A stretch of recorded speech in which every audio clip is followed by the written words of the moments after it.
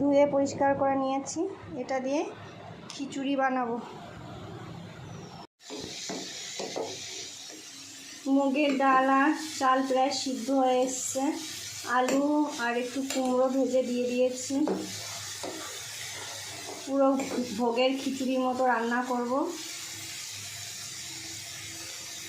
এবার 5 ফোড়ন, শুকনো লঙ্কা, তেজপাতা, হিং সব ফোড়নে দিয়ে মশলাটা দিয়ে দেব। আদা, জিরে আর লঙ্কা, গোলমরিচ দিয়ে সব একসঙ্গে পেস্ট করে নিয়েছি। মশলাটা ভাজা হয়ে গেছে। এবার কটা কাজু বাদাম কিশমিশ দিয়ে একটু ভেজে মশলাটা খিচুড়ির ভিতরে দিয়ে দেবো। এবার মশলাটা খিচুড়ির ভিতরে দিয়ে দেবো।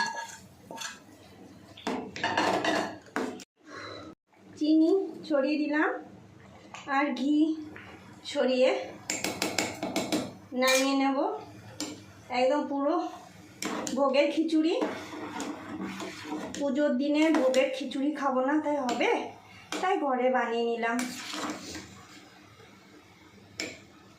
এইভাবে তোমাদের যদি খিচুড়ি খেতে ভালো লাগে তাহলে এরকম ভোগের খিচুড়ি রান্না করে খাবে। লাইক করবে, কমেন্টে জানাবে কেমন হয়েছে, শেয়ার করে দেবে।